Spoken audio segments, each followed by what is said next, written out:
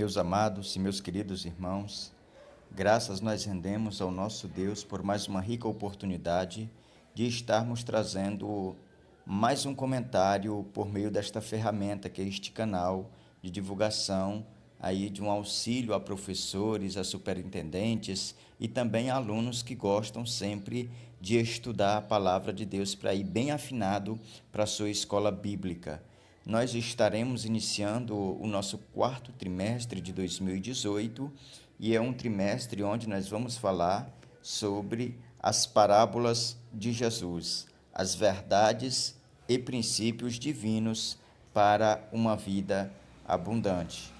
A nossa lição desse nosso trimestre, ela é comentada pelo pastor Wagner Tadeu dos Santos Gabi.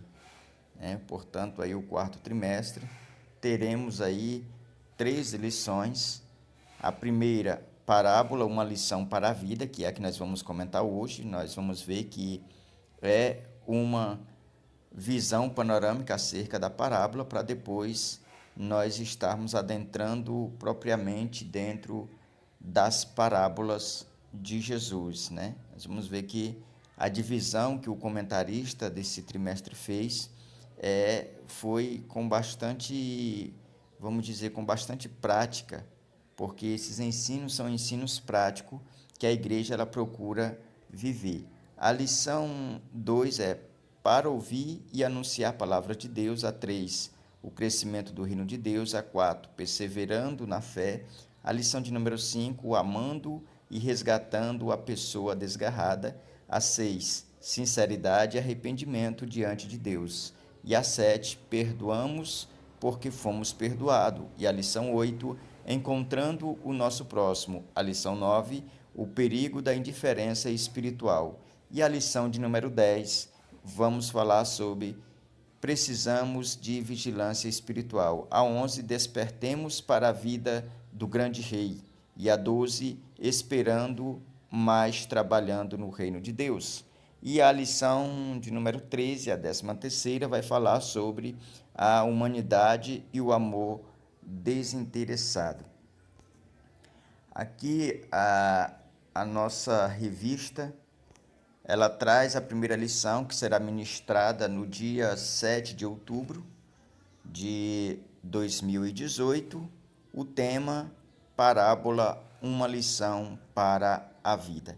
Aqui é o endereço do nosso canal no YouTube. Eu vou para EBD, o nosso canal no YouTube, e eu já lhe peço já de antemão para que você se inscreva no nosso canal, nos ajude na divulgação da palavra de Deus através desta ferramenta, seja aí um instrumento de Deus para estar abençoando, também contribuindo com esta obra. Então, se você não é inscrito, se inscreva, deixe o seu like, deixe também um comentário, para que assim nós possamos juntos desfrutarmos e aprendermos juntos. O textuário da nossa lição, ele se encontra em Marcos capítulo 4, versículo 34, que diz: e sem parábolas nunca lhe falava, porém tudo declarava em particular aos seus discípulos. A nossa verdade prática, ela nos diz: as parábolas são uma forma instrutiva para se ensinar grandes lições, e delas podemos extrair as inspirações e os ensinamentos divinos para a vida cristã. Então, se os irmãos observar bem, aqui o âmago, a essência da nossa lição, que é a verdade prática, nós já vamos aqui ter algo a respeito do tema, que a verdade prática, ela diz: as parábolas são uma forma instrutiva para se ensinar grandes lições, e delas podemos extrair as inspirações e os ensinamentos divinos para a vida cristã. E eu já até abro aqui uma ênfase para trazer aos irmãos a seguinte instrução, dizendo, irmãos, que parábola ela é um dispositivo de alguém que quer pôr ao lado, quer comparar, ou trazer uma verdade em uma outra forma de exemplo.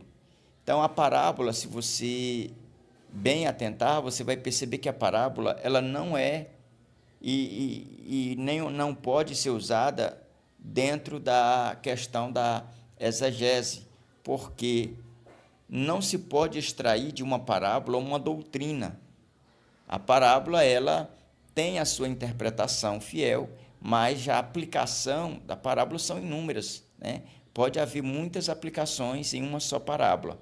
Então, por isso que não se é extraído nenhuma doutrina de parábola, nem de livros históricos, como, por exemplo, o livro de Atos, né?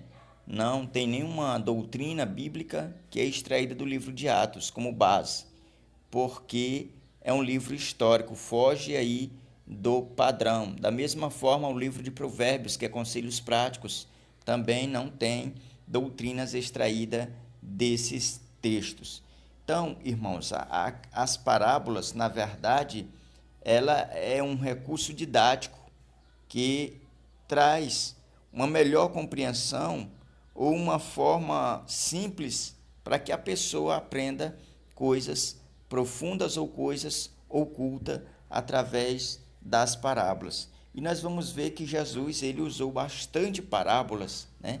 Não querendo aqui afirmar ou dizer que as parábolas veio a existir só com Jesus. Não, no Antigo Testamento existe inúmeras parábolas, existem algumas parábolas, mas elas vieram ter mais ênfase no ministério de Jesus, porque era para cumprir uma profecia que havia acerca de Jesus, que Jesus ia falar por meio de parábolas. E nessa lição de hoje nós já vamos sair daqui atentos, né, para o que diz a palavra de Deus acerca aí desse dispositivo que Jesus tanto usou no seu ministério.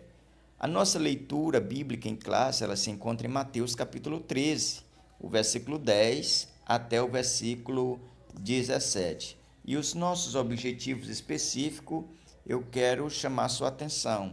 O primeiro vai falar sobre a parábolas e outras figuras de linguagem, que nós vamos ter que distinguir o que é parábola e quais são as outras figuras de linguagem, para que não haja uma confusão, para que haja uma divisão, para que haja o divisor, né? O que é parábola e o que é aí essas outras figuras de linguagem. O segundo ponto, nós vamos esclarecer o contexto histórico em que as parábolas foram proferidas. E o terceiro ponto é apresentar as regras básicas para se compreender uma parábola. Para se compreender uma parábola, tem que usar algumas regras que outras pessoas até chamam de chaves, né? Para conseguir ler, ter uma boa explicação, explanação de uma parábola, é necessário se conhecer algumas regras. Regras estas que são básicas para todo leitor aí poder tanto interpretar a parábola, como também aplicar a parábola quando estiver ensinando. Então, não esqueça de levar isso para a sua classe, né? Faça notório a questão das regras para se interpretar ou para se compreender as parábolas.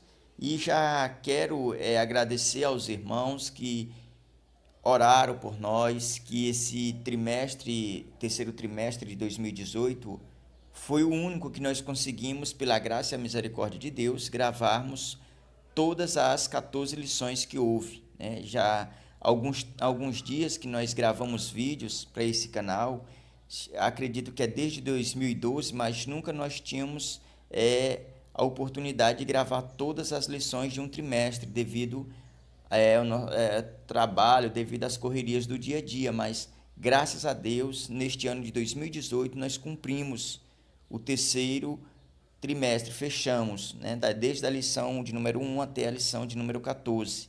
E pedimos que os irmãos continuem orando por nós, nos apresentando nas vossas orações, para que esse quarto trimestre também siga esse mesmo processo, que nós consigamos, em nome do Senhor, gravar todas as lições, desde a 1 até a lição de número 3. Então, nós contamos com a sua ajuda. O ponto central da nossa lição, meus irmãos, diz da seguinte forma: as parábolas de Jesus ensinam grandes verdades. Então, foque isso na sua aula, diante da sua classe, acerca das verdades que as parábolas de Jesus ensinavam.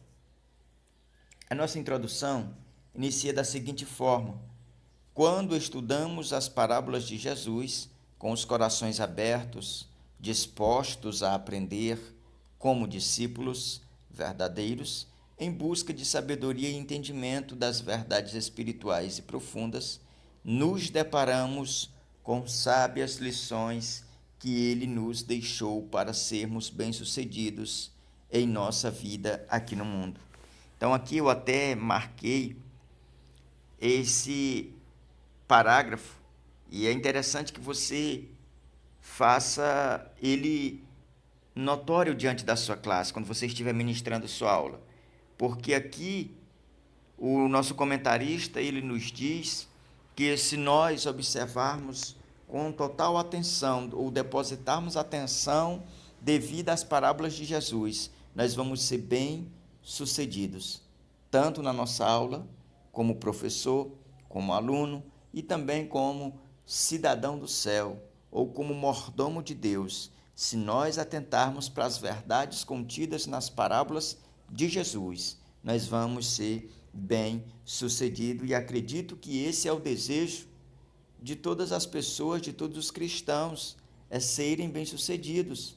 Então, o comentarista ele nos está indicando a forma como alcançarmos esse sucesso. É observando as parábolas aí de Jesus e colocando em prática em nossa vida aqui neste mundo. Estudar esse conteúdo, como disse Jesus aos seus primeiros discípulos, é um privilégio. Bem-aventurados são os olhos que veem o que vós verdes, pois vos digo que muitos profetas e reis desejaram ver o que vós verdes e não viram, e ouvir o que vocês ouvem e não ouviram. Lucas capítulo 10, versículo 23 e 24. Então, os discípulos de Jesus, os 12 apóstolos, eles desfrutaram de uma experiência que era almejada por muitas pessoas do alto escalão do Antigo Testamento, reis, profetas, pessoas de destaque naquela sociedade.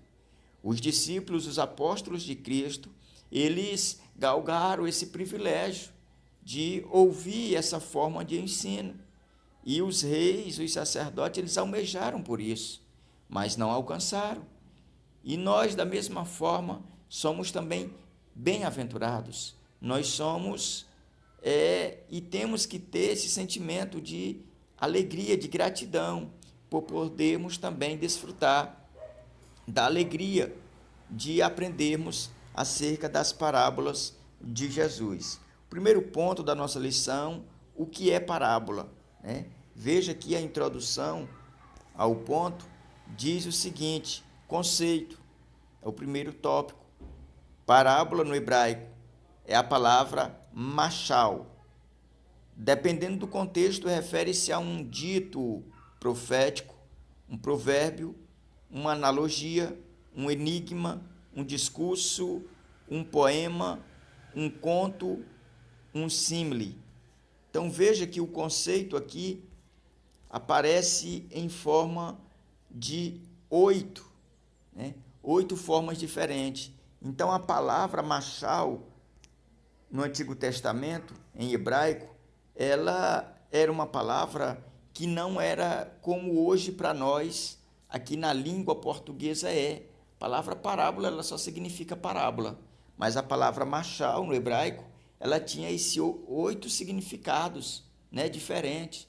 Então, o que determinava se era parábola ou não, na linguagem hebraica, era o contexto que era empregada, né? Então, o contexto determinava se era uma parábola, ou se era um provérbio, ou se era um dito profético, ou se era uma analogia, ou se era um enigma, ou se era um discurso, ou se era um poema, ou se era um conto, ou se era um símile. Então, essa palavra, machal, ela aparece 40 vezes no Antigo Testamento, né? E a palavra no Novo Testamento, conforme a Septuaginta, que foi a tradução aí do Antigo Testamento para o grego, né? E o Novo Testamento já foi escrito já no grego. Então, a palavra em grego que determina parábola é parabole, por ao lado de, com o sentido de comparar com uma ilustração de algumas verdades ou ensino. E como a palavra machal em hebraico aparece 40 vezes, a palavra parabole aparece 50 vezes no Novo Testamento. E é a mesma dificuldade no grego e no hebraico, para você identificar tudo que vai determinar é o contexto em que ela foi introduzida ou o contexto a qual ela pertence é que vai determinar. Sendo duas para indicar uma fala figurativa e 48 vezes traduzida no singular ou no plural, sempre se referindo a histórias de Jesus. Em síntese, parábola significa literalmente comparação e, como tal, comumente utilizada para indicar uma história breve, um exemplo esclarecedor para ilustrar uma verdade. A palavra parábola, ela tem vamos usar aqui a expressão, né, a expressão que, na verdade, ela é mais rica para contextualizar a palavra parábola, é comparação. Não existe um termo que seja mais apropriado do que comparação, porque na parábola alguém fala algo que é verdadeiro, mas usando uma linguagem comum, uma linguagem cotidiana, um exemplo que alguém conhece, que as pessoas conhecem. Então, por isso que Jesus, como mestre dos mestres, ele trazia uma mensagem simples que todos entendiam e ele contextualizava dentro das coisas cotidianas, né? Ele dava uma lição acerca do amor de Deus, usando as coisas que a cultura permitia que ele usasse, que todos ali conheciam. Então Jesus ele deu e ensinou aí grandes lições através das parábolas. O tópico 2, distinção entre a parábola e outras figuras de linguagem. Então é aqui que você, querido professor, querido superintendente, tem que ter um detalhe a mais quando você for passar isso para sua classe. Nunca confunda as figuras de linguagem com parábola. Vamos fazer a distinção de uma forma bem detalhada para que não fique nenhuma dúvida. A Bíblia Sagrada ela emprega várias figuras de linguagem que são necessárias para ilustrar verdades divinas e profundas. Algumas delas são o símile, o provérbio, metáfora, alegoria, a fábula e o tipo, e é importante não confundi-las com a parábola. É oportuno destacar que parábola também não é mito. Então, quando você for levar isso para a sua classe, primeiro você chama seus alunos e diz: vamos falar o que é parábola, mas antes diga o que não é parábola. Aí você começa a dizer o que não é parábola. Fábula não é parábola, símile não é uma parábola, provérbio não é uma parábola, metáfora não é uma parábola, tipo não é uma parábola e também mito também não é uma parábola. Leve isso diante da sua classe e, se você puder, também leve o conceito de cada uma, né, dessas que você apresentou que não é parábola. E aqui o nosso comentarista ele trouxe apenas, né, o conceito de mito versus parábola, ou seja, a diferença entre o mito e a parábola, o que é um mito e o que é uma parábola. Qual o objetivo do mito? Qual o objetivo da parábola? Diz assim: tendo em vista que mito narra uma história como se fosse verdadeira, mas não adiciona nem a probabilidade e nem a verdade. Veja que o mito ele não traz nada de verdadeiro, ele não adiciona nada de probabilidade que prova que é verdade, mas a parábola já é o oposto. A parábola ela ilustra verdades por meio de símbolo, usa símbolos. E o comentarista aqui até usa ou faz menção de ele usa o campo como mundo e o inimigo como o diabo. A boa semente são os filhos do reino. Então percebe-se que há uma grande diferença entre mito e parábola. Então nós não podemos confundir nenhuma figura de linguagem com parábola, né? Parábola tem a diferença de todas elas. Então leve isso para a sua classe. Terceiro tópico do nosso primeiro ponto, ele nos fala aplicação de uma parábola. Ao se dirigir aos discípulos e aos fariseus, seus adversários, Jesus adotou o método de ensino por parábolas com finalidade de convencer aqueles e condenar estes. Veja que o objetivo das parábolas que Jesus usava era como que se fosse uma mão dupla. Assim como eram bênção para os seus discípulos, tornava um tipo de condenação, né, de julgamento de censura para os fariseus, como quando nós ouvimos a parábola do filho pródigo. Ali nada mais é que uma censura aos fariseus, aos escribas, aos sacerdotes, ao sumo sacerdote da época. O filho pródigo, o bom samaritano, todas essas parábolas, elas, da mesma forma que era usada para ensinar o povo a ter um coração bondoso pelo próximo, tinha também aí a parte que censurava os fariseus. Ainda continua dizendo o texto: os discípulos perguntaram a Jesus o porquê de ele falar por parábola. Jesus usava esse método em razão da diversidade de caráter, de nível espiritual e de percepção moral de seus ouvintes. E em Marcos 4, 10 e 12, ao ser inquirido sobre o uso da parábola, Jesus respondeu que as usava nos seus ensinamentos por duas razões distintas. E aqui eu chamo a sua atenção, querido professor, não deixe essa parte de fora da sua lição. Faça notório essas razões distintas, essas duas razões apresentadas aqui por Jesus, que o comentarista ele nos ensina, para ilustrar as verdades para aqueles que estavam dispostos a recebê-la e para obscurecer a verdade daqueles que o odiavam. Era um sentido aqui duplo. Era bênção para uns, condenação para outros. No caso, a condenação era para os fariseus, para aqueles que eram críticos ao ministério de Cristo, que não aceitavam, que não o recebiam como Filho de Deus, como Messias. Assim, para que a parábola seja explicada e aplicada, primeiramente é indispensável examinar suas relações com o que procede e segue e descobrir com base nisso, antes de qualquer outra coisa, a sua ideia principal. Então, para ela ser explicada, para que haja uma explicação que seja aceita e uma aplicação, você tem que perceber acerca do verdadeiro objetivo ou da ideia principal dessa parábola. É como se você lesse um versículo e você fosse procurar ali a palavra-chave daquele versículo.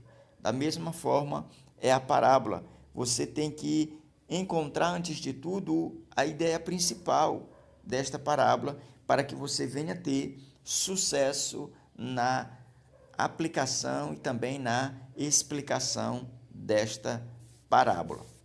Síntese de tópico 1 diz: é importante ter em mente as peculiaridades da parábola enquanto figura de linguagem para entender a sua mensagem. O ponto de número 2 diz: contexto social e literário. Primeiro tópico, Galileia no tempo de Jesus. A Galileia compreendia todo o território ao norte de Samaria até o monte Líbano, estendendo-se de leste a oeste, entre o mar da Galileia e o mar Mediterrâneo e a Fenícia. Situava-se nas grandes rotas comerciais que cruzavam o Oriente Próximo, e muitos estrangeiros atravessavam a área. A conservação de peixes pela salgadura e a sua exportação para todos os lugares do Império Romano era a principal indústria. Era uma região muito mais próspera que a Judéia e obrigava uma grande população. Importante para a região era o Mar da Galileia, um extenso lago de água doce localizado ao norte da Palestina, também conhecido como Mar de Tiberíades, ao lago de Genezaré, segundo aí ou conforme Mateus e Lucas, Mateus 4:18 e Lucas 5:1. Esse lago ele ficava a cerca de 96 quilômetros ao norte de Jerusalém e ajudava a determinar o tipo de vida que se levava em toda a região ao decorrer. Então aqui nós entendemos que é uma síntese histórica acerca aí de toda a Galileia.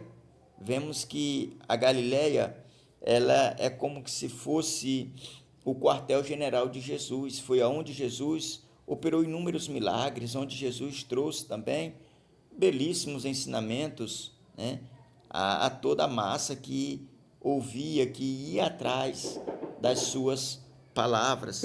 Então a Galileia foi, na verdade, o nascedouro do ministério de Cristo, pois foi ali que Cristo chamou a maioria dos seus discípulos. A maioria dos discípulos de Jesus eram da Galileia, eram homens que tinham essa cultura impregnada no seu sangue.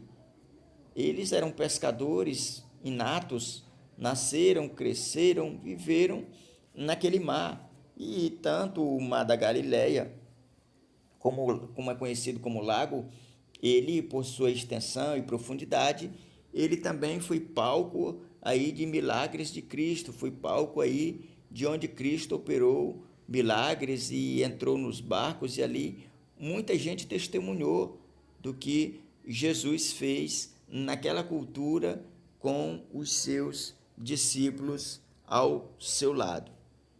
O texto, para concluir esse tópico de número 1 do ponto 2, diz assim: na Galiléia, Jesus reforçou seu ensino com parábolas memoráveis, ilustrando o amor de Deus pelos pecadores e necessidade de confiança na misericórdia de Deus, o amor que devemos ter uns para com os outros, a maneira como a palavra de Deus vem e o reino de Deus cresce, a responsabilidade, o discípulo desenvolver seus dons e julgamento daqueles que rejeitam o Evangelho.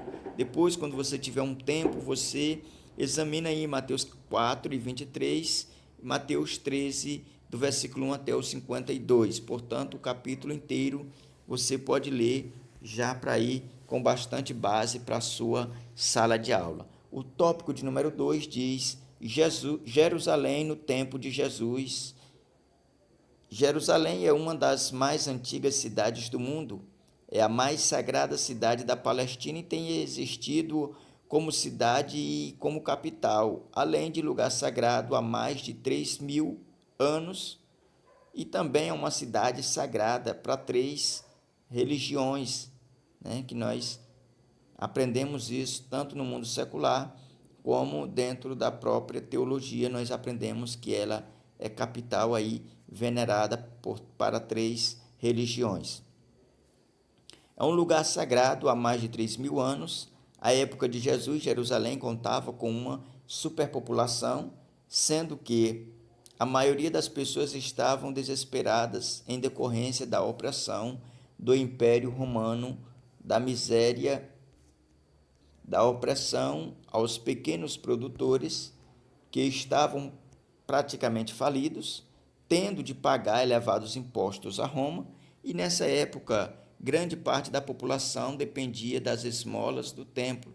enquanto o povo comum estava vivendo em situação de extrema pobreza. Padecendo por terríveis privações, os grandes produtores, os grandes comerciantes e as famílias mais abastadas estavam satisfeitas com o sistema vigente, controlado pelo governo de Roma, e diante desse contexto, o povo judeu aguardava com ansiedade o Messias que viria em glória, conforme profetizado por Zacarias.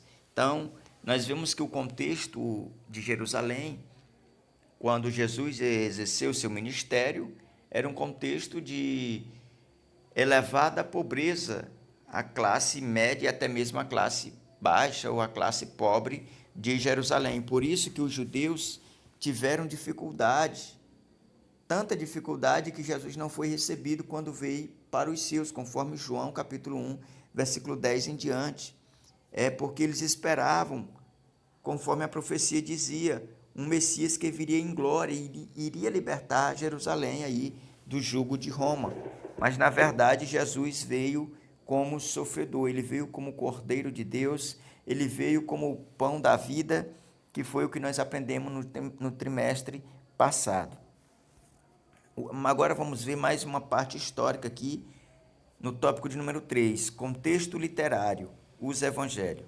Os 4 primeiros livros do cânon do Novo Testamento, chamado de evangelhos, são os registros escritos das primeiras pregações das boas novas a respeito de Cristo. Eles constituem um tipo distinto de literatura. Não são biografias completas, pois não tentaram narrar todos os fatos da carreira de Jesus, nem são apenas histórias, nem são sermões, embora incluam pregações e discursos. Também não são apenas relatos de notícias. Os 3 primeiros evangelhos, Mateus, Marcos e Lucas, são chamados de sinóticos, termo que vem do grego que significa olhar do mesmo ângulo, ver junto ou ter semelhança, né? Sinópticos, que significa ver junto, ver da mesma perspectiva, visto de um ponto de vista comum. Os sinóticos apresentam a vida, os ensinamentos e a significação de Jesus do mesmo ponto de vista, em contraste com o Evangelho de João, o qual se limita quase inteiramente ao que Jesus disse e fez na área de Jerusalém. Então, antes de ler aqui a síntese do tópico 2, nós vemos que o tópico 2 ele é apenas um estudo histórico ou uma contextualização histórica cultural do ministério de Cristo.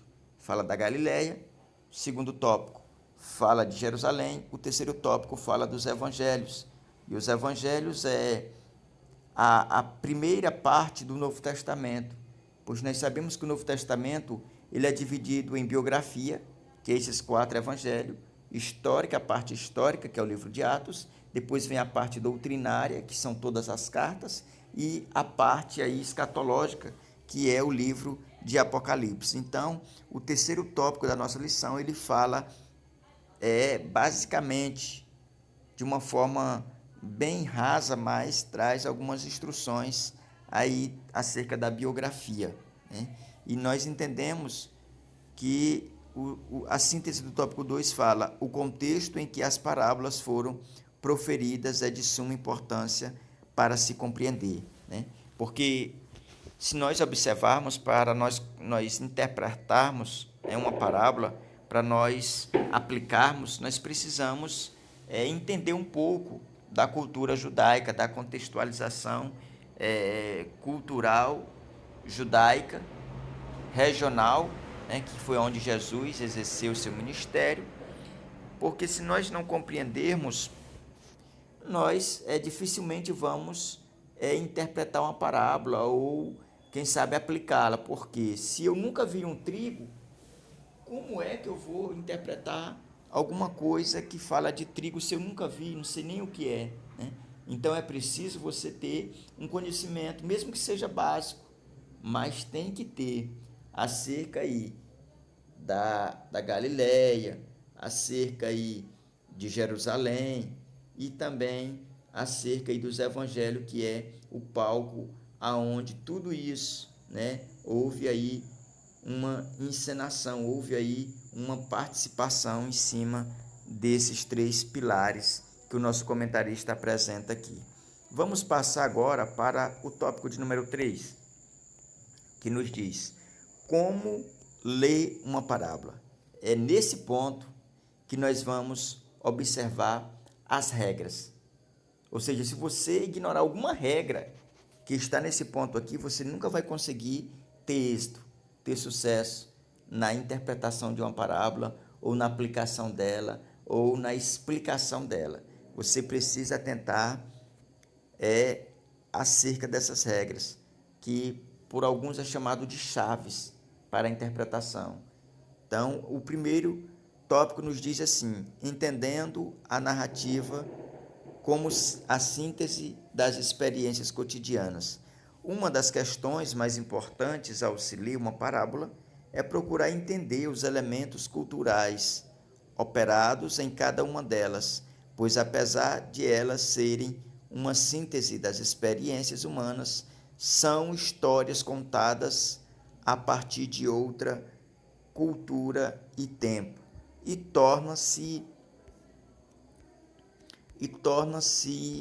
impossível entender uma parábola sem vinculá-las ao seu contexto social, pois elas se referem às experiências de pessoas que viveram na época de Jesus. Para tanto, torna-se necessário identificar a conexão com a estrutura daquela sociedade. Quase um terço dos ensinamentos de Jesus foi realizado através de parábola.